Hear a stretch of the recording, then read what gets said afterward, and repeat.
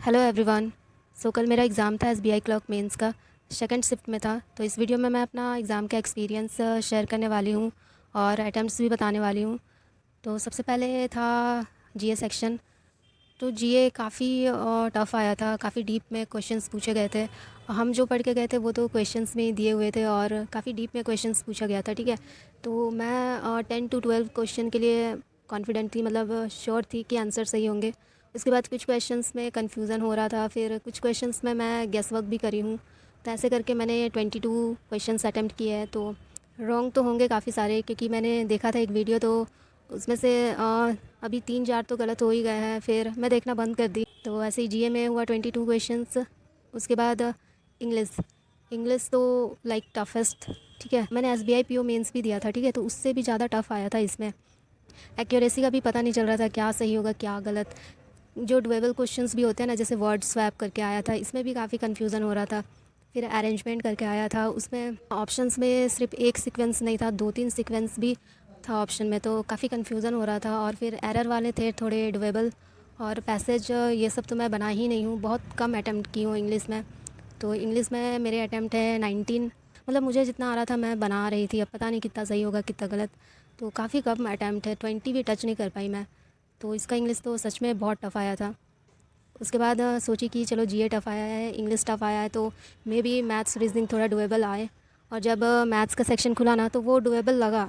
मैं mark for review करे जा रही थी सारे क्वेश्चंस को। फिर जब बनाने लगी तो सारे क्वेश्चंस काफ़ी टाइम टेकिंग था। तो सबसे पहले मैं क्या था, सिंप्लीफिकेशन या अप्रॉक्सीमेशन जो भी था वो बनाई। फिर नंबर सीरीज़ बनाई। नंबर सीरीज़ में टाइम थोड़ा लग रहा था, जल्दी से लॉजिक पता नहीं चल रहा था, थोड़ा टाइम टेकिंग था। उसके बाद 3 डीआई थे, तो उसमें से मैं सबसे पहले एक डीआई बनाई, वो वाला जिसमें मेल फीमेल दिया हुआ था। और जैसे टेबल दिया हुआ था, मेल प्लस फीमेल या मेल माइनस फीमेल ऐसे करके था। और नीचे कुछ नोट्स दिए हुए थे, तो उससे फिर सॉल्व करके आ रहा था आंसर, तो ये वाला सही से बन गया था। उसके बाद और एक डीआई था प्रॉफिट एंड लॉस पे बेस्ड था, ठीक है। तो वो वाला मैं सोची कि नहीं बनाती हूँ, क्या पता नहीं बने, पर फिर क्या हुआ, मैं उसको बनाने लगी। तो उसने मेरा बहुत ज़्यादा टाइम ले लिया, क्योंकि मैंने पूरा डेटा उसका निकाल लिया, उसमें काफ़ी टाइम लग गया। उसके बाद जब सॉल्व कर रही थी क्वेश्चंस, तो क्वेश्चन ही समझ में नहीं आ रहे थे। तो मैं इसका पता नहीं, शायद 2 क्वेश्चन या 3 क्वेश्चन बनाई थी। उसके बाद क्वेश्चन बहुत ट्रिकी थे, क्योंकि मैं पूरा डेटा निकाल ली थी पाई चार्ट से। फिर क्वेश्चन बना रही थी तो नहीं बन रहा था, तो मुझे लगा कि अब और ज़्यादा टाइम वेस्ट नहीं करना चाहिए, तो मैं फिर दूसरे क्वेश्चंस अरिथमेटिक के क्वेश्चन ट्राई करने लगी। तो उस डीआई में काफ़ी टाइम वेस्ट हो गया मेरा, उसकी जगह कुछ और बनाना चाहिए था। मैं सोच रही थी एटलीस्ट 20 प्लस तो करूँगी, पर काफ़ी कम है। तो उसके बाद फिर थोड़ा प्रेशर बढ़ गया, काफ़ी एंजाइटी हो रही थी कि इसमें भी मैं सही से अटैम्प्ट नहीं कर पाई, क्योंकि इससे पहले जीए इंग्लिश दोनों में अच्छे अटैम्प्ट्स नहीं हुए, और फिर अब क्वांट्स में भी अच्छे अटैम्प्ट्स नहीं हुए। तो फिर जब रीजनिंग का सेक्शन आया ना, तो काफ़ी प्रेशर बढ़ गया था। तो फिर सिलॉक्स थे, नहीं सिलॉक्स नहीं, शायद इनइक्वलिटी था। और एक अल्फ़ाबेट सिंबल ऐसे दिए हुए थे, उसका कोडेड फॉर्म में था, तो काफ़ी सारे 4-5 लाइंस दिए हुए थे, उसके हिसाब से करना था। जैसे कि इवन ऑड पे पोजीशन रहेगा लेटर्स का, तो इंटरचेंज होगा उनका कोड, ऐसे करके था क्वेश्चन, ठीक है।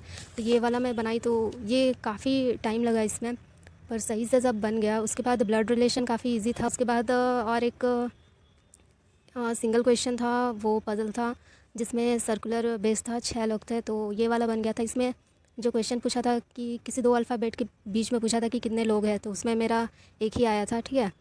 तो ये बन गया। उसके बाद और एक कोई मिसलेनियस क्वेश्चन था, जैसे 2 वर्ड्स दिए हुए थे, उसमें से उनको अरेंज करना था, पहले वोवेल फिर अल्फ़ाबेट, शायद ऐसे ही करके, और फिर मीनिंगफुल वर्ड पूछा गया था बना है कि नहीं। तो पता नहीं, मेरा ग्लोरेन ऐसे कुछ बन रहा था, GLOREN, ये लेटर्स आ रहे थे, तो ग्लोरेन मैंने बनाया और मैंने टिक कर दिया कि उसमें से पूछा था सेकंड या थर्ड से कौन सा लेटर है, शायद थर्ड से है, और लेफ़्ट हैंड से थर्ड में कौन सा लेटर है, तो मेरा ओ आया था, तो मैं ओ टिक कर दी थी। अब पता नहीं सही है कि नहीं। उसके बाद मैं पज़ल बनाई, वो वाला जिसमें मंथ दिया हुआ था और 2 डेट्स थे, 9-26।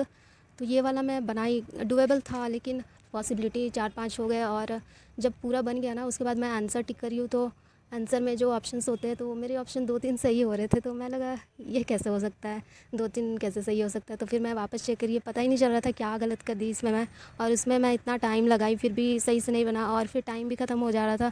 तो मैंने सोचा कि इस पज़ल को छोड़ो, कोई और बनाते हैं।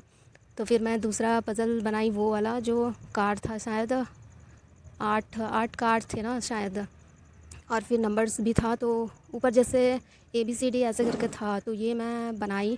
तो ऊपर ABCD ये सब तो सही से अरेंज हो गया था, पर नीचे जो नंबर था ना वो सही से अरेंज नहीं हो पाया, क्योंकि टाइम ख़त्म हो रहा था। तो फिर दिमाग तो काम कर ही नहीं रहा था। पर नंबर्स का मैं ऐसे करके बनाई कोई कोई, और फिर इसी में से मैं बनाई क्वेश्चन। शायद 5 क्वेश्चन थे, तो 4 क्वेश्चन इसमें से टिक करी। अब मुझे पता नहीं कि सही है कि नहीं, क्योंकि ऊपर के जो लेटर्स थे वो तो सही से अरेंज हो गए थे, पर नीचे उनका टोटल जो था 100 आना चाहिए था।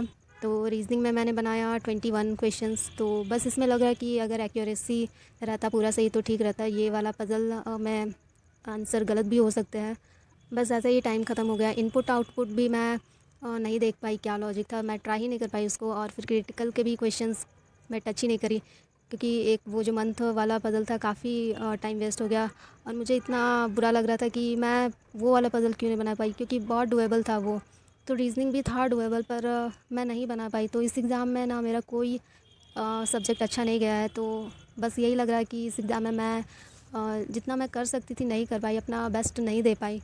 और मेरा दिन ही नहीं था वो, ठीक है सही। तो अगर क्वांट्स और रीजनिंग में सही से अटैम्प्ट हो जाते तो चांसेस होते सिलेक्शन के, पर मैं नहीं दे पाई अपना बेस्ट। क्वांट्स रीजनिंग में नहीं कर पाई सही से, बस इसलिए बुरा लग रहा है। तो टोटल अटैम्प्ट्स जो है वो है 78, और इतने में तो नहीं होगा, क्योंकि गलत भी बहुत सारे होंगे। तो होप तो नहीं है अब। और पर मैं सुन रही हूँ, मतलब और भी वीडियोस मैंने देखा है, तो सभी बोल रहे हैं कि सेकंड शिफ्ट काफ़ी टफ़ आया था। तो पता नहीं नॉर्मलाइजेशन होगा कि नहीं होगा, पर मुझे बिल्कुल होप नहीं है, क्योंकि काफ़ी कम अटैम्प्ट्स है। लोगों के 90 प्लस भी अटैम्प्ट हुए हैं, कुछ के 100 प्लस भी अटैम्प्ट है। तो 78 तो काफ़ी कम है। अब देखते हैं क्या होता है रिज़ल्ट। आप लोग भी बताना आप लोग का कैसा गया एग्ज़ाम, और कितने अटैम्प्ट्स हुए आप लोगों के। तो बस यही था इस वीडियो में। Thanks for watching.